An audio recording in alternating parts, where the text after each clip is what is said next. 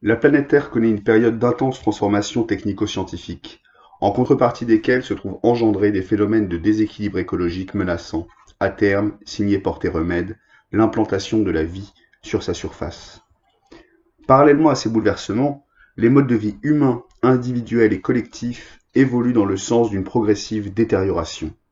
Les réseaux de parenté tendent à être réduits au minimum, la vie domestique est gangrénée par la consommation masse médiatique, la vie conjugale et familiale se trouve fréquemment ossifiée par une sorte de standardisation des comportements, les relations de voisinage sont généralement réduites à leur plus pauvre expression. C'est le rapport de la subjectivité avec son extériorité, qu'elle soit sociale, animale, végétale, cosmique, qui se trouve ainsi compromis dans une sorte de mouvement général d'implosion et d'infantilisation régressive. L'altérité tend à perdre toute aspérité. Le tourisme, par exemple, se résume le plus souvent à un voyage sur place au sein des mêmes redondances d'images et de comportements.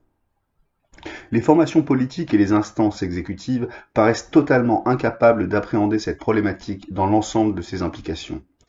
Bien qu'ayant récemment amorcé une prise de conscience partielle des dangers les plus voyants qui menacent l'environnement naturel de nos sociétés, elles se contentent généralement d'aborder le domaine des nuisances industrielles, et cela uniquement dans une perspective technocratique, alors que seule une articulation éthico-politique, que je nomme écosophie, entre les trois registres écologiques, celui de l'environnement, celui des rapports sociaux et celui de la subjectivité humaine, sera susceptible d'éclairer convenablement ces questions.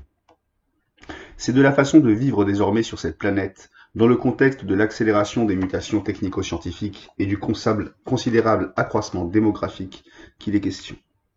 Les forces productives, du fait du développement continu du travail machinique, démultipliées par la révolution informatique, vont rendre disponible une quantité toujours plus grande du temps d'activité humaine potentielle. Mais à quelle fin? Celle du chômage, de la marginalité oppressive, de la solitude, du désœuvrement, de l'angoisse, de la névrose, ou celle de la culture, de la recherche, de la création, de la réinvention de l'environnement, de l'enrichissement des modes de vie et de sensibilité.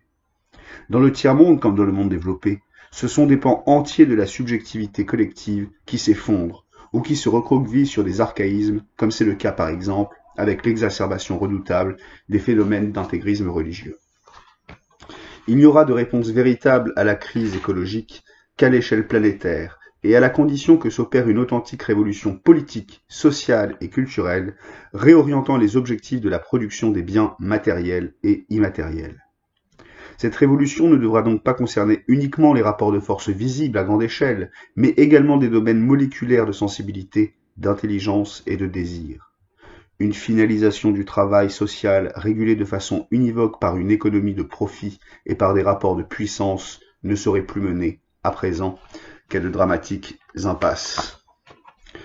Félix Guattari, 1989, nous y sommes.